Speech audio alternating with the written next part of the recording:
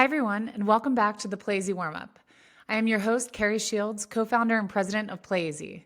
I am really excited to share this episode with you all, but first, I want to recap last week's episode in case you missed it. Carissa Sawyers from Rise Productions joined us to discuss the evolution of cheer, the importance of building stronger relationships with destination partners, and her approach to creating memorable events. She shared how, once she finds the right people to work with, she'll go above and beyond to make one of her events fit.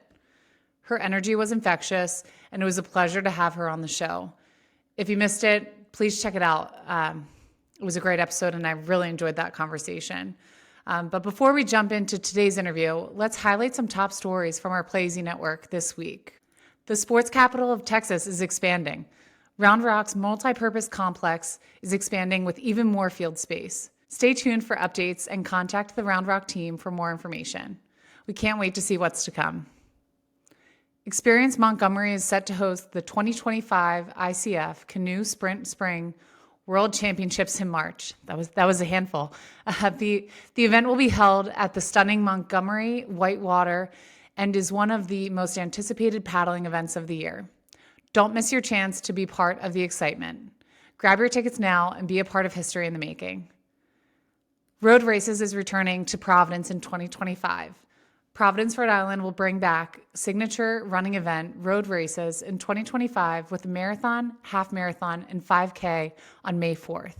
Valley Forge, Pennsylvania is having another record year, exceeding 100,000 room nights, 20 new events hosted, and a 6% overall growth year over year.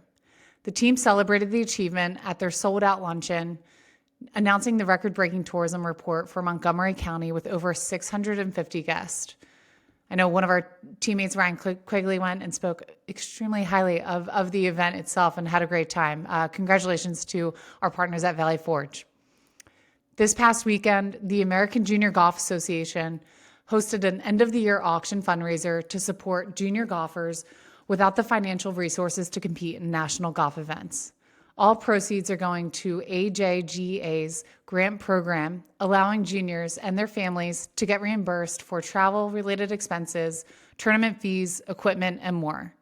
Kudos to our friends at the AJGA for all you do. The City of Ontario, the sports facility companies, and the Greater Ontario Convention and Visitors Bureau hosted the official groundbreaking of the multi-use sports complex, the Ontario Sports Empire, set to open in fall 2026. The complex is positioned to become the premier venue for major regional and national tournaments, elevating Ontario as a key sports destination in the United States. Another one of our teammates, Jake Hughes, was able to attend that groundbreaking and said how unbelievable the energy was and how excited that groundbreaking will be. We're excited to see what's to come in the City of Ontario. Today, we're diving into the world of bass fishing with Eric Lopez, Director of Event Operations at B.A.S.S. If you've seen bass fishing on TV, chances are you've witnessed one of their events.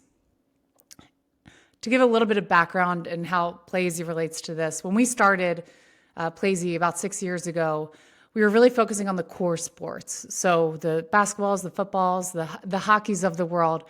And since then, we now have over 130 sports on the platform. What does that mean? So we work organizations across bass fishing to cheer and dance to lacrosse to underwater hockey.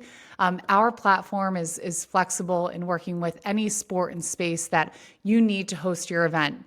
As I've mentioned in previous episodes, we help with every part of the event life cycle. So starting with helping organizations find a place to play, in this case, a large body of water to host a bass fishing event, all the way to the end, which is marketing your event and understanding the economic impact that that event has had on a community that it's holding. And so B.A.S.S organization uses our technology to find places for their own events, all the way to marketing their events and really growing their brand across our network. And so I loved having this conversation. I learned more about bass fishing than I ever thought possible. I've been fishing, I think, one time in my life. And so Eric was an unbelievable conversation to have.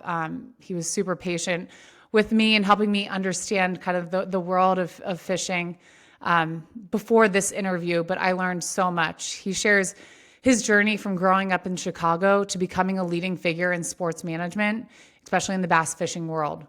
In our conversation, he takes us through the history and structure of competitive bass fishing, the logistics behind hosting these events, and the vital role of engaging younger generations in the sport. Eric also talks about the importance of community engagement and building local partnerships, particularly with the Bassmaster series. He highlights the positive economic impact these events have on host communities, from the influx of visitors to the financial boost they bring. Looking ahead, Eric shares B.A.S.'s exciting goals for increasing female participation in the sport, reflects on key lessons from his career, and gives us a preview of their upcoming events. I hope you enjoy this conversation as much as I did.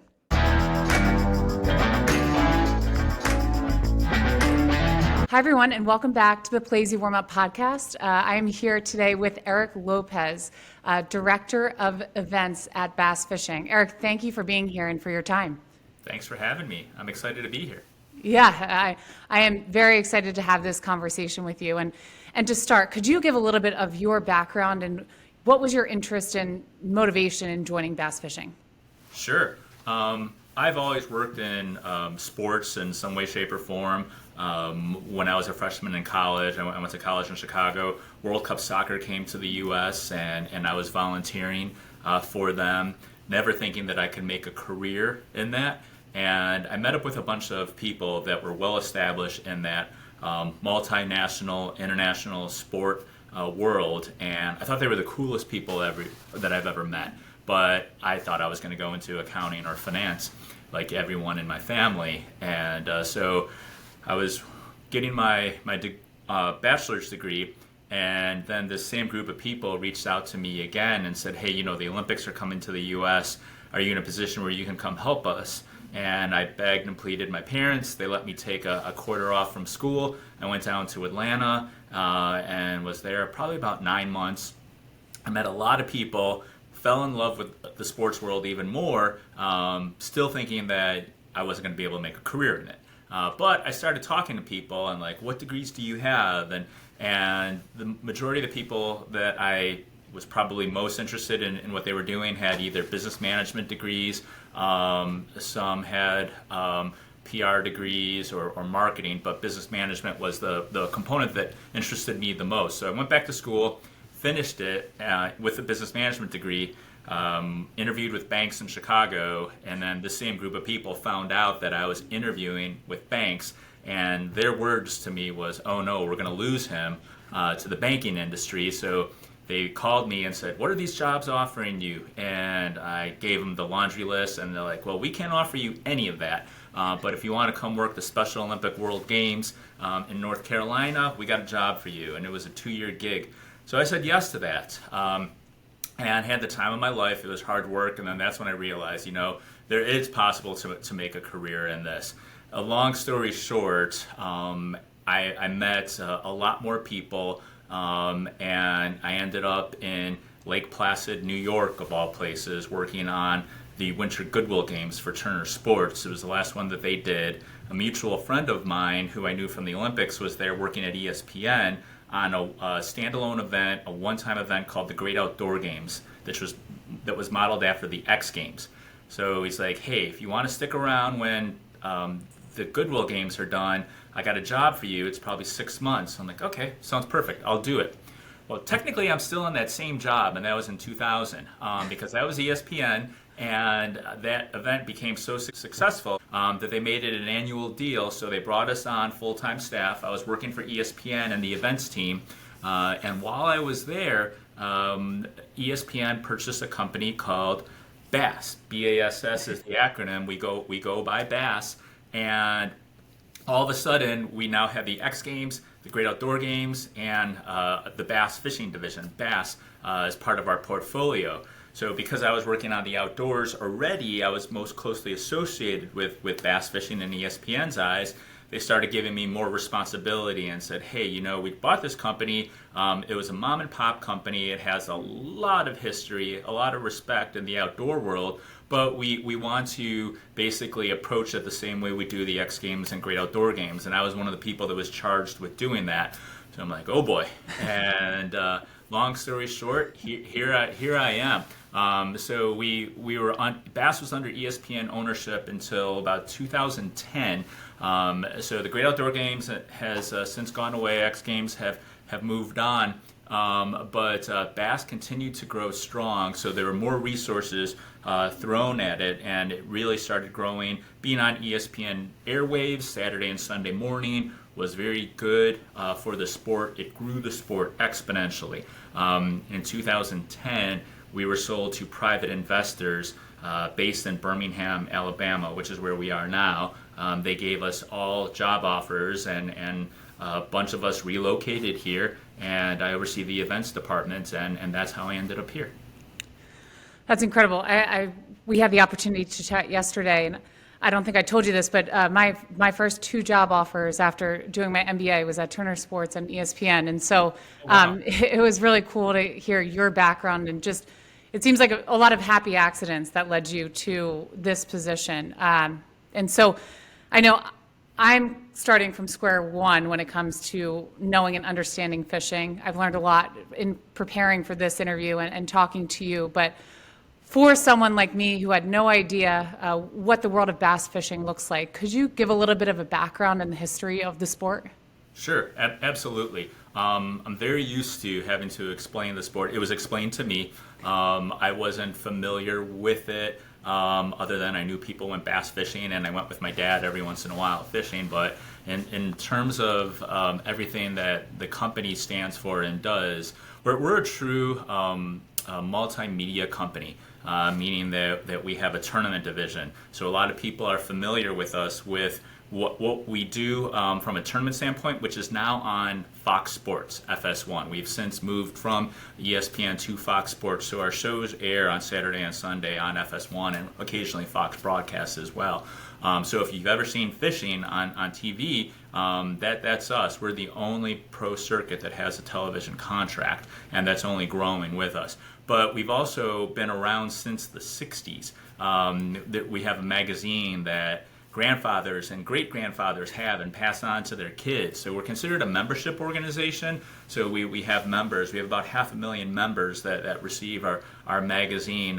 It's pretty much monthly. And then we have the largest freshwater website that's out there as well, Bassmaster.com, that people interact with regularly. So all the events that we do, we televise the fishing portions, but the website will televise the weigh-in portions.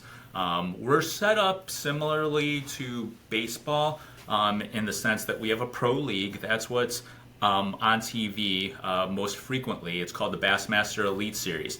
And it's a qualifying series, meaning it's not an invitational. There's a lot of other leagues, a lot of sports that are invitationals. We're like, oh, it'd be cool to have that person compete with us. You have to compete at a certain level in order to be in this league. In order to call yourself the best, we fully believe that you have to follow that model. So we lose some folks every year, but that's how you call yourself the best. In order to have that top level, you obviously have to have qualifying leagues. So we have leagues underneath that as well. The most prominent is called the Bassmaster Open Series, and that has started to air on FS1 as well. So it's a little bit like relegation in the sense that you kind of get bumped down to the Open Series if you can't compete at the top level. And then below that, we have your kind of diehard Weekend Warrior Series, the Bass Nation. A lot of people come up to me as we travel around the country and say, hey, you guys had an event last weekend here, and then someone in another part of the country will say, you had an event here, and then someone in Italy will email and say, you had an event here. We sanction clubs. We have clubs all over all 50 states and in numerous countries. So that's the Bass Nation. And then our most popular, or I should say our fastest growing series are our college and high school series. It's now a scholarship sport at the collegiate level. We run a high school combine for kids that are going into collegiate programs. So we'll bring coaches from 50, 60 colleges who are giving scholarships to students based on fishing. And at the high school level as well, the prominence of the high school programs have grown exponentially. When we first started this, we were curious how much it's going to take off, and we're at the point where we're maxing these tournaments because we could easily have 250 boats in one tournament at the high school and college level, and we want to make sure that we're not abusing the resource, meaning the water. So we have limits basically depending on the size of the lake or river that we're fishing. Sure thing, like this is enough. We can't have anything more. But fishing has just grown so much in the past several years. People realize that it's something that with a little bit of time, energy, and effort, like any sport, you can get good at it. It's not a game of chance. It's a game of skill. That's another question that people get, and all you have to do is look at the people that have been doing it for years. That's how they get to the top. So.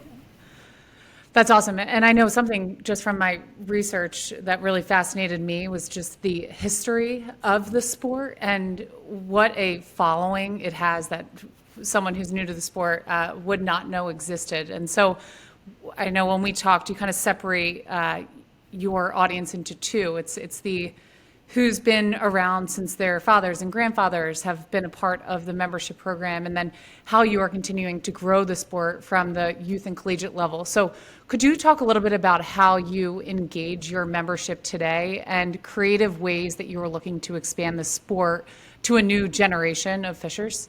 Sure, absolutely. I'm in my 40s, so I feel people will probably disagree with me. I'm right in the middle. People disagree and say, you don't know anything. We have people that have been fans of ours since the company first started in the 60s. I just talked about the popularity of it at the collegiate and high school level. So when I say I'm in the middle, age-wise, I'm kind of in the middle of two of our strongest fan bases, and obviously we have people in between as well, but we have an event called the Bassmaster Classic, and that's the event that a lot of people, whether they know the name of it or not, but if they've ever watched ESPN or Fox Sports, you see just like a giant stage, and we used to use pyro. People always reference pyro. We haven't used that in 10 years, but there used to be a commercial that aired on ESPN with pyro going off the stage and someone holding up a fish and yelling at it. That's us. So we have people that have gone to those classics longer than I've been alive. But we also have a giant trade show at this event. So we have the newest wares, basically, the products, goods, and services, whether it's boats, technology, and I'll get into technology in a second. So people want to come and see what is really new and fascinating in the sport. So they're seeing that. That attracts everyone, and specifically it attracts a lot of high school and college students. So they're going to the same events that are fans that have been with us since the 60s, and we're trying to figure out ways basically to appeal to both those audiences and everyone in between. So we're attracting obviously new fans, but we're still making sure we're putting on a performance, and that's what our events are, a performance, the stage portion at least, not the fishing. But putting on a show that appeals to both those crowds. In order to attract new folks, and the way we look at it, it's not necessarily even attracting, but just staying current and staying relevant and staying modern with the times.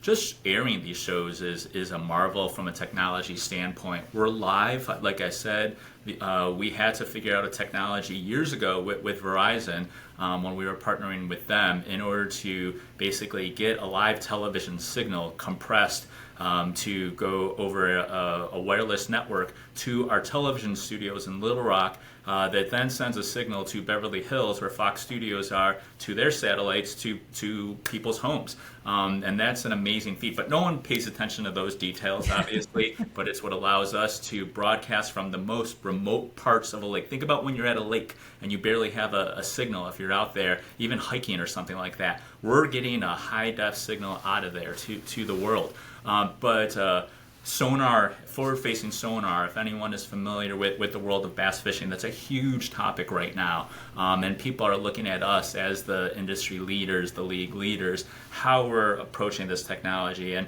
forward-facing sonar is that. It's sonar that's on your boats. Boats have had sonar for years, but it's now become part of competition, and that is allowed.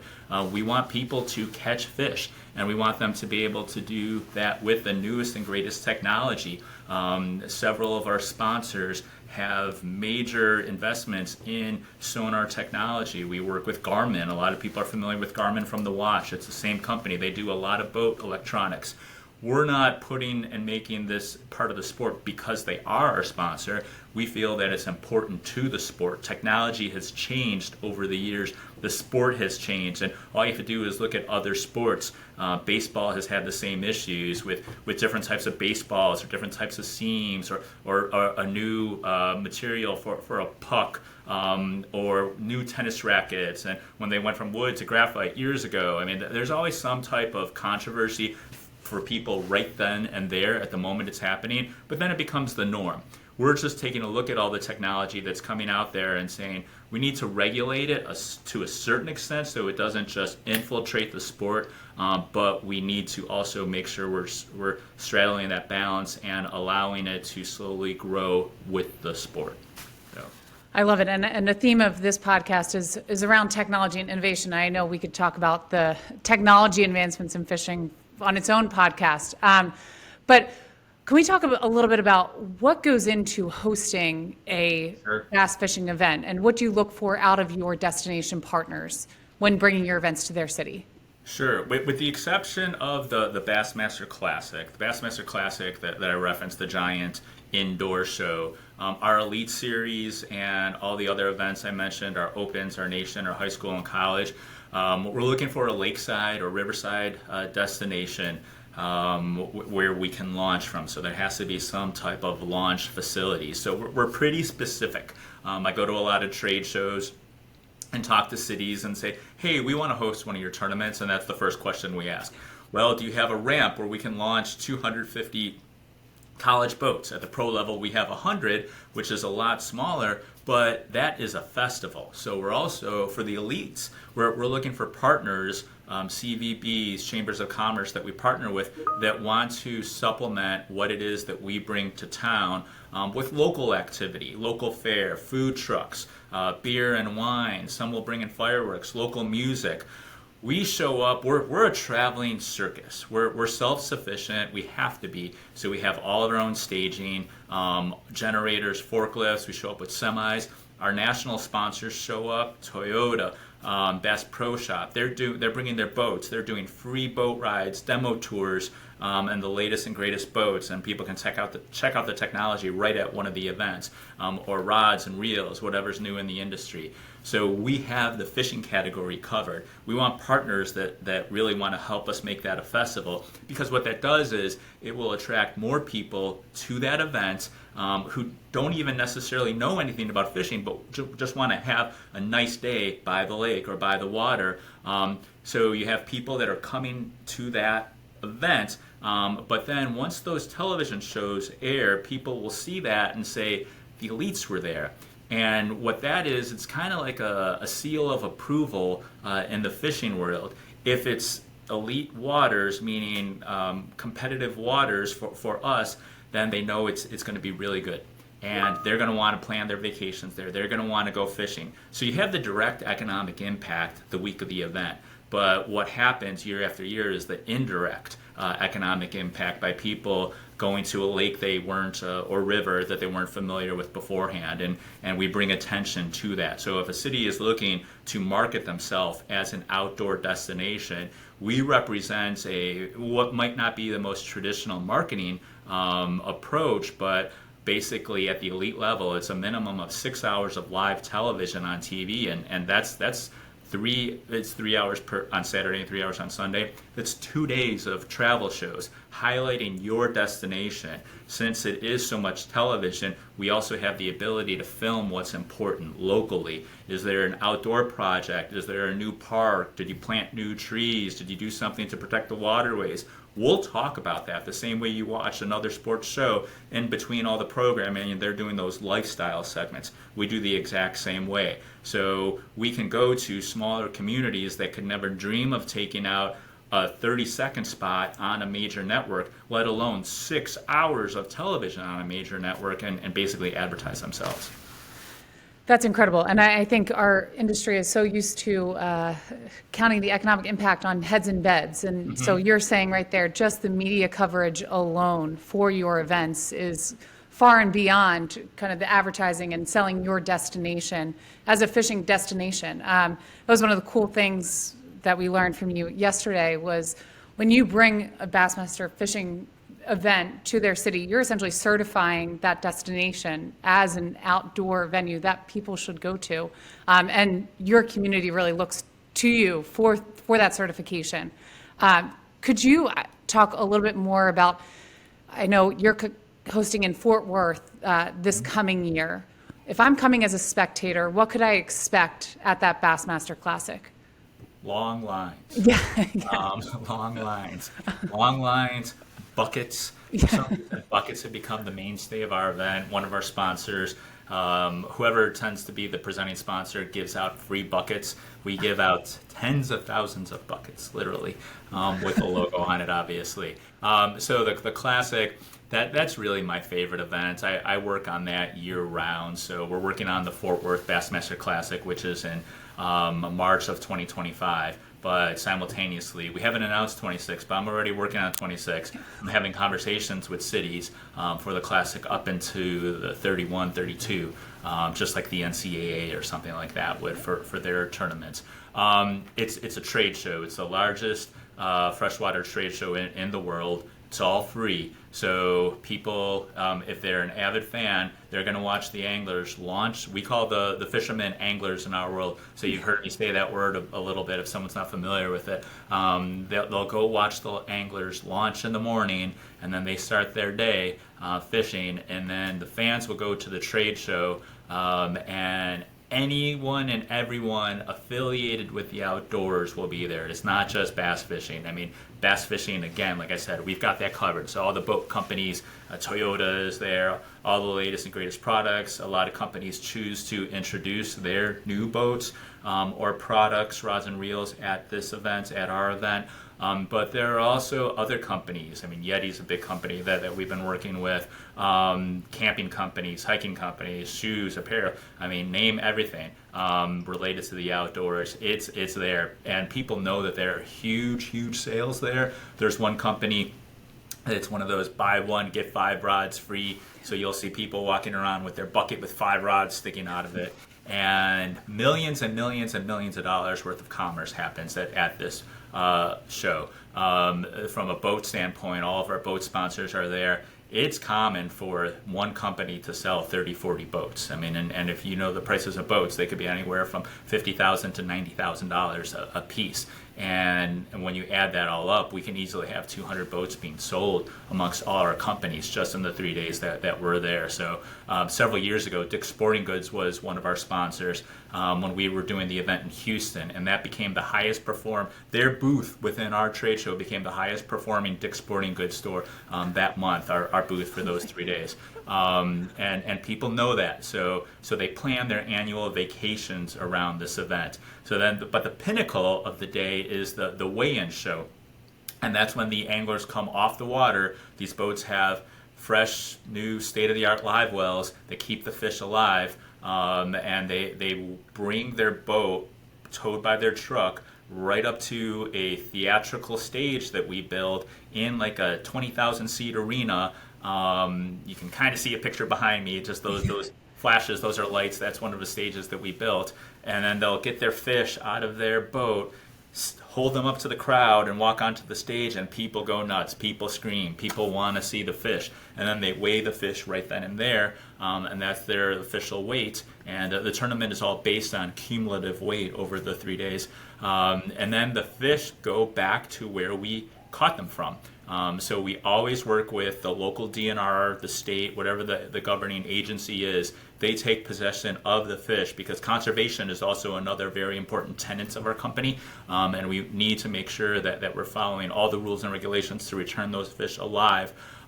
So we partner with the state, and they'll help us make sure that those fish go back exactly where they're caught, so they could be caught again, or basically not retire, and just go to a different part of the lake. And then on the final day, the classic, and this is the big moment of the event, we award $300,000 to the winner of this event.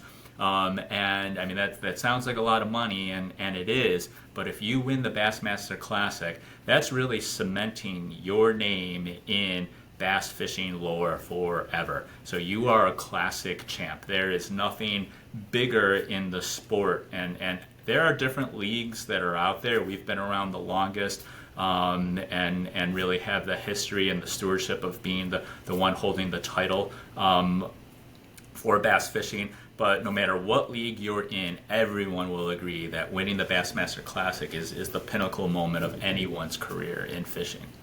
And I can attest, I watched some YouTube videos in preparation, and it was incredible. As you said, it's like the Super Bowl for your sport.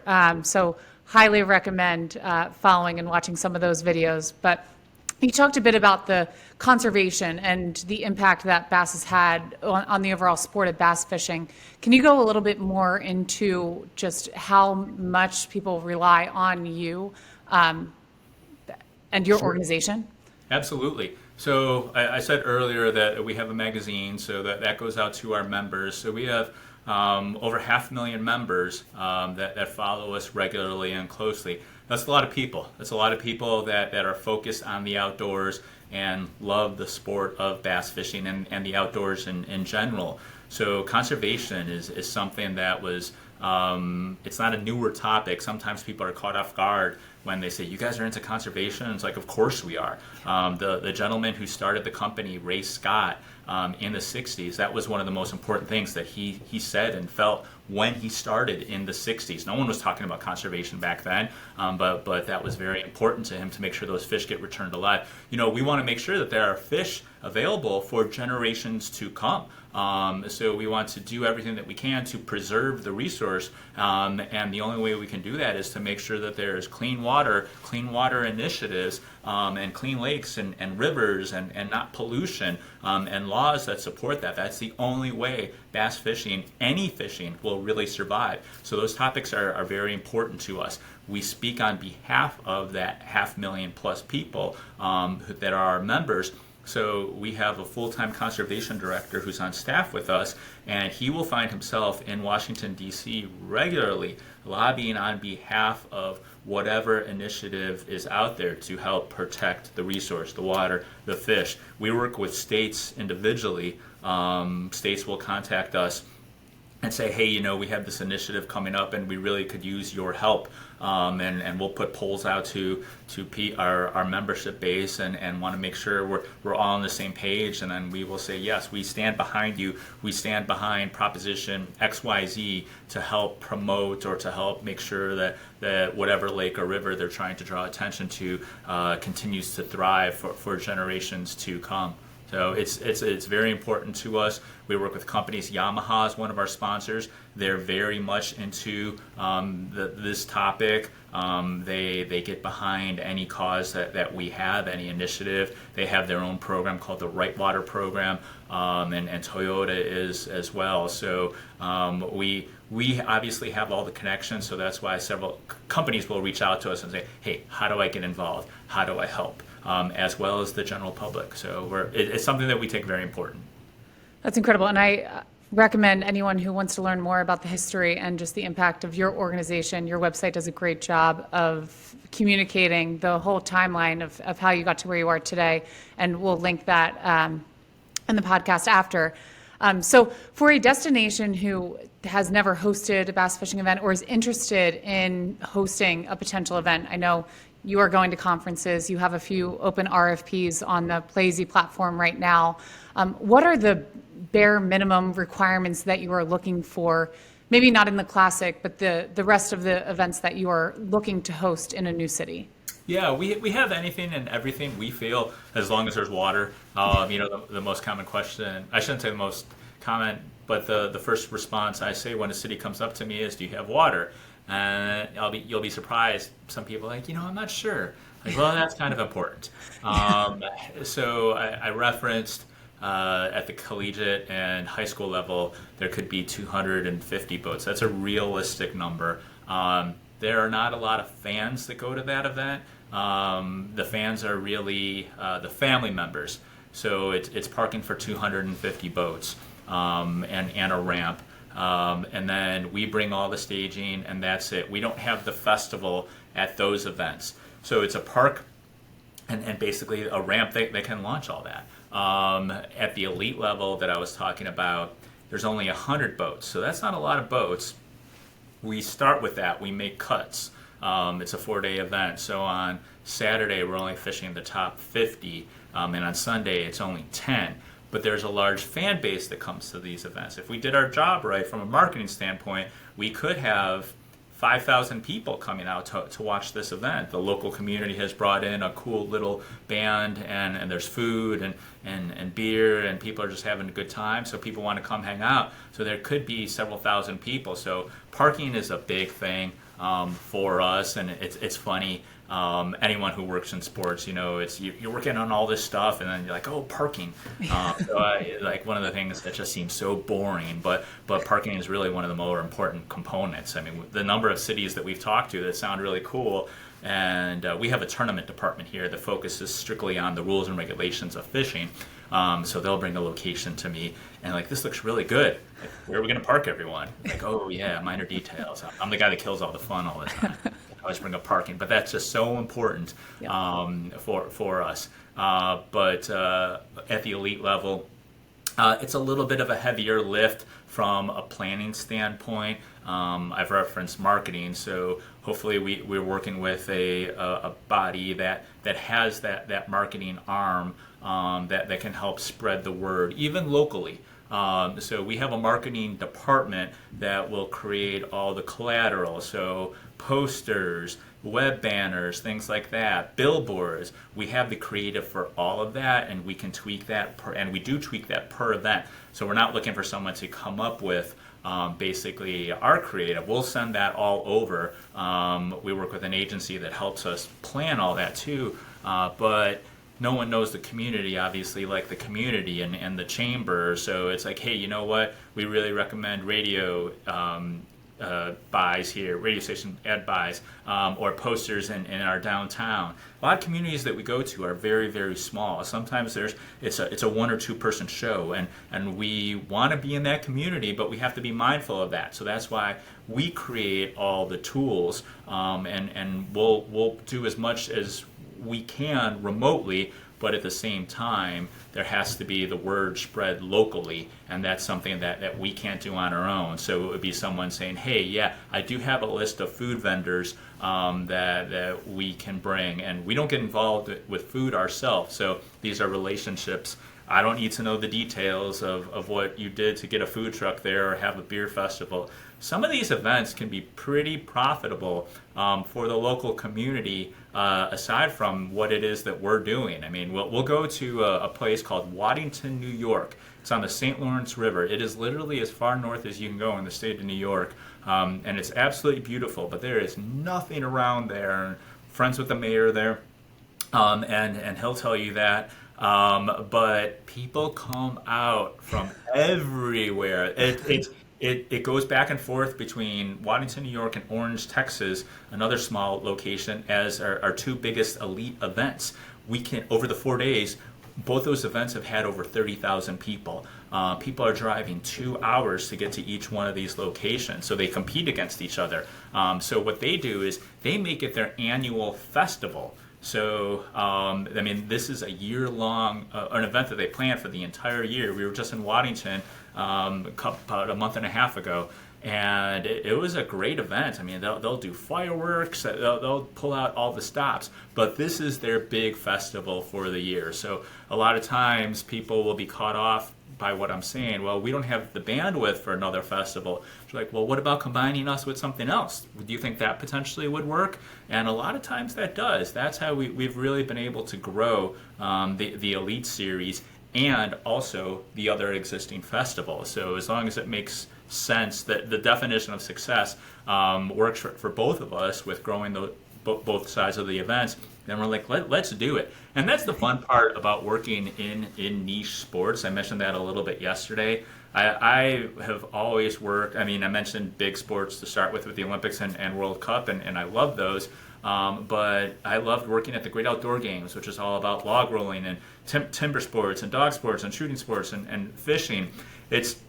We're going about things a little bit differently in the sense that even though the company's been around for 60 years, we're constantly rewriting the playbook because our stadium changes every location we go to. It's not the same stadium the way traditional stick and ball sports may be. So we have the ability, the luxury, but also the need to create a different event every single time we go to a new market. And change it up and play to the local market to make sure it works for that particular community. And to me, that's the challenge, but I love it. I love people saying, yeah, how do we get 20,000 people to a bass fishing event? Well, how do you watch a bass fishing event? Yeah. So we're coming up with seeing things behind the water to get people on the water. Obviously you can get a boat, rent a boat, and go watch, but technology is growing with stuff that I can't even really get into too much, but you watch Formula One or NASCAR,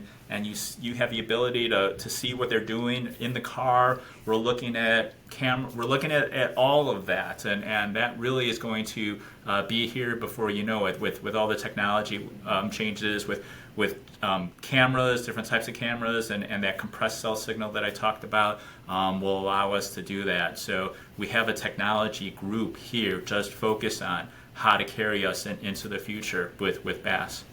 Yeah, and I know I said this earlier, but I was watching one of the Bassmaster competitions and seeing the anglers having the cameras on them while they're fishing. I was really I love hearing people talk while they're competing, and so it was cool to see just the ins and outs of what goes into the actual competition during the event. But I know you touched a lot on what the impact of hosting a Bassmaster fishing event does for a community. But could you talk a little bit more outside of that media coverage and the economic impact piece? Sure. Yeah, absolutely. So with I talked about the elites, and I'll go back to that in a second. The college, the high school, the opens that I talked about are kind of feeder events. That don't have the fanfare. It's really hardcore fishing and staging. Communities like those events because they're huge heads and beds events. You mentioned heads and beds. You don't have to worry about planning a festival and things like that. 250 boats, there are 2 people per boat. So that's 500 people right there that are coming into the community for 4 or 5 days. They're staying at local hotels, motels. They're not really staying at Airbnbs. They don't have campers. So they're going to stay and fill those properties. They travel with their families. At the high school level, a lot of them are bringing their family members, their aunts and uncles. They want to watch them get on the weigh-in stage. So for a community that doesn't have the bandwidth for the festivals and things like that, those events those RFPs are on Playeasy as well. Those are there's not a lot behind the scenes that's required other than making sure that there is available hotel space, and that's why communities love those events. From the Elite Series standpoint, it's a lot easier to measure just because that event is more sizable. At the pro level, a lot of these anglers do travel with their own campers, nice campers. Some of them are staying at Airbnbs. So from the hotel standpoint, some of them are staying in hotels. When we show up, I'm on site at all the elites with my team. There's about 50 of us that travel to each event per week. So there's definitely that side from the hotel aspect. And the fan component, we don't track ourselves. We have an attend page on our website. Our fans follow the rules, which is another cool thing that I haven't seen in a lot of other sports. They pay attention, so we'll put out a spot on our site for each event, and people will go to it. We'll tell them, click this if you want a hotel. These are the restaurants. We're always asking chambers to give us their recommended restaurants, and obviously they're chamber members, so they go to that. They follow all those rules. We'll advertise all of that on our website.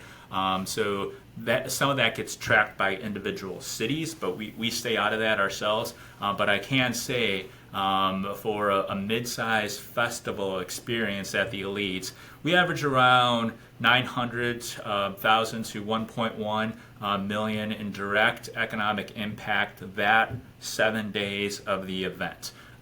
So that's between lodging and food and gas and gas and gas. And you think about all these boats and how sometimes they're going 200 miles before they even start fishing. That's a lot of gas. That's a lot of tax that's being spent locally. So that's the direct figure. We don't quantify or even try to quantify the indirect because that's going to be so abstract. But we know it works because when we do our job right, I'm getting the phone calls from the city the next year as opposed to me calling the cities and saying, hey, do you mind hosting us? We can tell. It's like all of a sudden like, ooh, that person's calling me. That means the event worked last year. And I mean, because they'll see it the following year, obviously, in the revenue from the hotels. And that model works. We partner with locations that want to hopefully host more than one event. We do one and dones every once in a while. Sometimes success just isn't there for one party, and we get that, but that's rare for us. I mean, I've been here long enough to comfortably and honestly look people in the eye and say that. Nothing markets an event, not just us, an event like an event. If I said that right, the first event, the first time you're there, we're going to market it, we're going to get the word out, but we're going to miss a lot of people.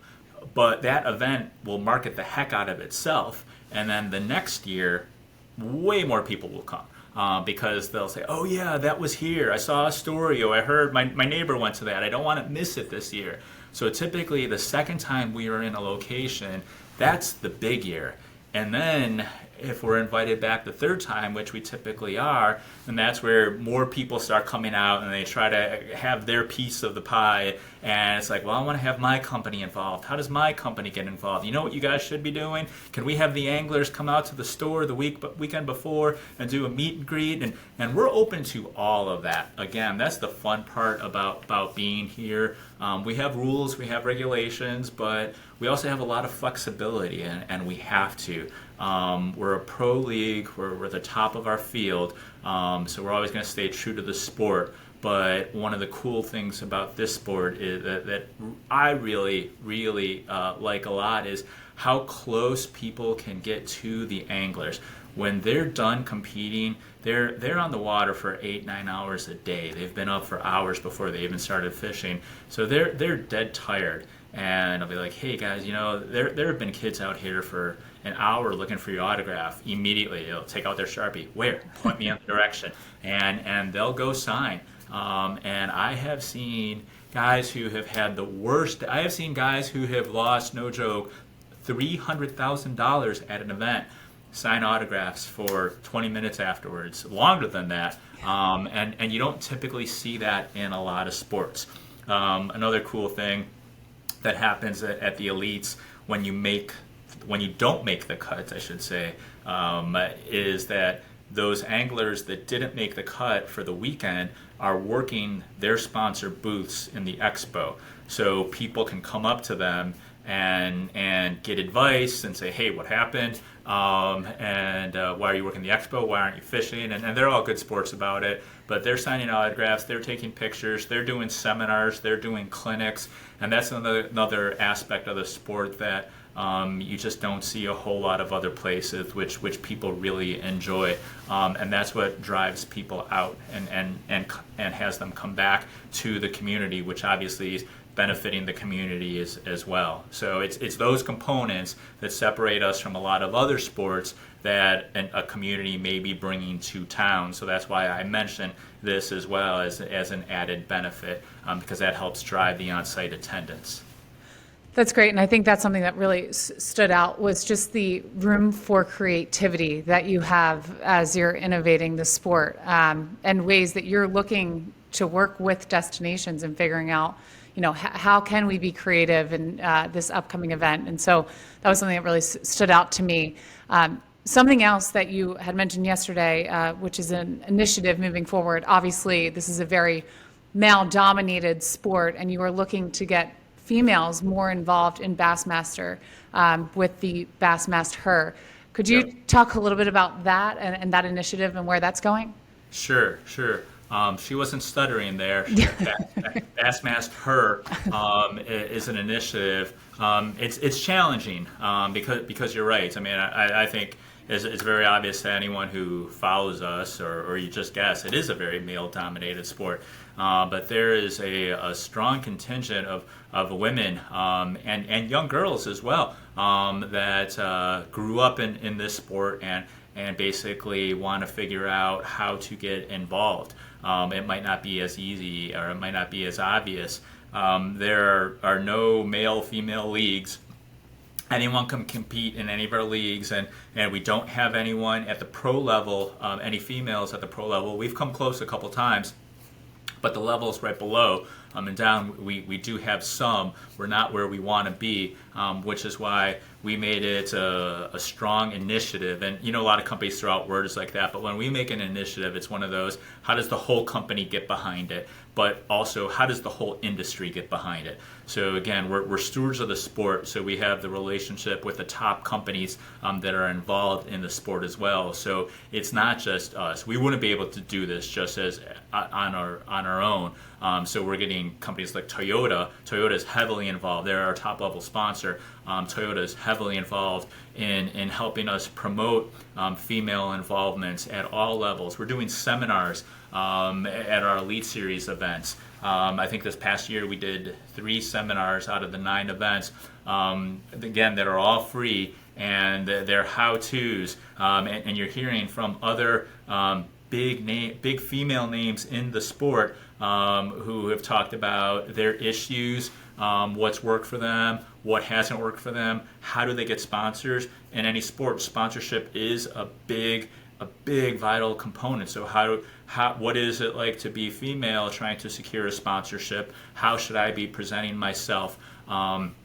Topics like that. Experts that are in the field, but most importantly, creating mentorship opportunities, so when they leave, they have the ability to communicate and reach out to someone who has already done this or is in the middle of doing it, and they can share ideas. And that's working really well. So we are developing a separate section of our website to that. We have a logo that sounds silly. I mean, just little things like that. It sounds so minuscule. But it's a monumental task that is going to take a very long time for us to be able to affect change. So that's why several years ago we're like, what are we waiting for? Let's just do this. So we've already lost all this time, but we're very excited with how much our partners have wanted to get involved. And it's not just females; it's underserved markets in general. Minority involvement, African American, Hispanic markets. We're going to Fort Worth next year. We're not always in markets that have access to minority markets, and in Fort Worth we will. So we're trying to figure out how to do different initiatives, getting into the schools and leaving the legacy behind, and that's rods and reels. We did an event several years ago in Central Park that I Love New York invited us to be part of, and we were right next to the New York WNBA team, and I think the Islanders were on the other side. I'm like, we're the fishing folks. How's this going to go? We're in Central Park. And there were little kids there. And I'm not making this up. This sounds like such a made-up story. That I'll always remember. There was this one girl there. She wasn't too little. She was probably like 15 years old. She walked through the park on her way home from school, and through our sponsors, we were leaving behind probably about 250 rods and reels to the park district there in Central Park. And on the north side, they have a pond there. And we were leaving these for them to use, and there was a girl who was in tears because she's like, this is something that I can do. And we're like, you can do this every day as long as there's not snow there. And she's like, I just have nothing to do after school, and I'm always trying to kill time. And she's like, I've always seen this on TV and I love it. One of our pros was there. He showed her how to cast, and she kept in touch with us. We did a video on her, but it's things like that. So obviously everyone's not going to have that strong of a reaction, but that moved the needle for all of us. So we're trying to figure out how to replicate that in as many places that we can. So we'll go to the suburbs of Detroit for the Elite Series. We have a great partner with the Detroit Sports Council. We do numerous events with them, and they'll put us in touch with local groups, local fishing groups that have the same focus and are trying to grow the sport. So they're very grassroots. We're more at the national level, so we're able to come together to try to draw more attention to what's happening at the local level, and provide our support and make their story known through our channels. So that's for all underserved markets that we're really focused on, but specifically Bassmaster, to your point, is probably the biggest right now. So That's incredible. And you just touched on the reason that I wanted to start this podcast was just the power of sports and the impact it could have on the youth and involvement. And it just speaks to the importance of getting people's stories out there. There are so many different sports to be involved with outside of the core sports that you would, typically know growing up. So I love that story. So Eric, just as we finish up, what are you most looking forward to this coming year? I know we've talked a lot about the Bassmaster Classic. You can expand on that in Fort Worth if you'd like, or any other events that you have coming up. The Classic is definitely something that I'm looking forward to. That's the second time that will be the second time that we're in Fort Worth. When we take a look at where our members live around the country, the Texas area has our strongest population, our strongest fan base. Last time we were there, we were in the middle of COVID, so things were affected. A lot of people couldn't come out. It's a truly international event. We have people from Japan. Japan is very big into bass fishing. We have several competitors that come in from Japan, fish, and when the season's done, they go back home. And from England and South Africa as well, and Australia. And a lot of those people weren't able to make it to the Classic. So even though we had huge crowds, this event is going to be absolutely enormous. I remember my first Bassmaster Classic. I was working, like I said earlier, at ESPN, and my boss came and said, we just bought Bass. I want you to check this event out. I want you to come see everything. And I was wowed. I was born and raised inner city Chicago. That's where all my family is still. And I'm like, if I could be wowed by this, anyone can. Like, why am I here, by the way? Why am I watching this? And long story short, it became my charge from the operations standpoint. And I'm like, yes. And so it's like, always remember that moment that I had, if I could be wowed. So it's like, how do I do that? How do we do that as a team? It's not me, obviously. There are a lot of people here that make that happen, a lot of creative people. So, but how do we create that experience for people? You just see people in awe. They're literally walking around with their heads like this. And like, I can't believe all this for fishing. Anyone who works in any type of entertainment, whether it's sports is entertainment, or the entertainment industry. I mean, you want that shock, you want that awe factor, you want to create that moment with that little girl that I was talking about. So we're trying to do that for tens of thousands of people. We easily, over the 3 days of the Classic, when you combine all of the attendance across all the venues, surpassed the 150,000 number. So it's an absolutely monumental size of an event. So it's like, how are we doing this on a grand scale? I love being at the elite events, even though those can get big too. On average, they're typically about 9,000 person events over the 4 days. Much smaller, obviously, but still decent. But that's our grassroots compared to the classic, that's grassroots. That's obviously the top, like I was saying. But that's a lot smaller, and it's more intimate. We're able to have one-on-one conversations. The classic is just that one time, once a year. And thank God it's once a year, because this would be all white if we did it more than once. But I mean, it's just a behemoth of an event. But it's really fun to see people walking around. And you see people who have, like I said earlier, who've been going 40, 50 classics. It was their first, and it's our goal to make sure that they're all having that amazing experience, and that's really fun when you see people smile. So I look forward to that, but we're really getting into the planning of that right now. So there's a lot of people here who like, Eric, but you hate the classic, and I'm not always smiling as much. It's a lot of work, but I'm speaking to people who are part of the industry, and we all thrive for that thrill. We're event junkies, and I know we all love that moment when the event starts and you're like, this is great. And I know we all love it when the event is done and it's quiet and you're like, okay, let's figure out how to make it better. Yeah.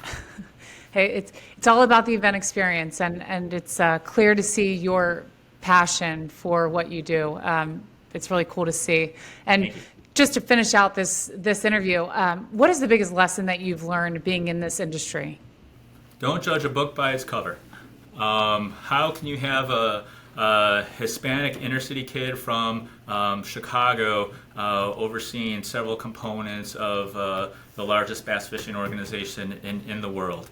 And I'm not going to lie, I was a little nervous when my boss first put me in this position, and I defy a lot of stereotypes that are out there, as does the sport. And that's the cool thing. I mean, you come to the events, a lot of people come with preconceived notions of what they should expect, and it defies everyone each time. It's like, oh, your DJ's probably playing all country music. We definitely play country music, and it gets a strong reaction. But but so does hip hop, and so does rap, and that gets as strong a reaction. And I love pointing that out to people. The people who you think know nothing about the sport may know the most, or vice versa. Our fan base is very diverse, and that's what makes it really, really interesting. We have a lot of events in the southeast part of the country, but we also do a lot in the northeast. Some of our biggest names in the sport come from northern states: New York, Michigan, New Jersey, California, overseas. So I love things like that. I love when people say, "No, I know what to expect with something like that." Again, I never saw the event, and I got wowed, and I was impressed, and I was a cynical inner city kid. And that's one of the cool things about the sport, that the respect is there. I've worked I said I've always worked in niche sports. I have been in a handful of other sports, and I really like the I don't even know how to describe it, but just the hominess, meaning like it's almost like a small hometown feel, but we can literally be in Central Park and we're replicating that. So I'm not referring to a mentality, but just how involved people are, how close people are. I could go on our Facebook page and say, hey, you know what, one of our fans is in trouble, and they have a medical situation and they need help. We will literally get tens of thousands of responses. How can I help? Immediately. And that's something that's really cool. No one's asking what they look like, who they are, where they're from.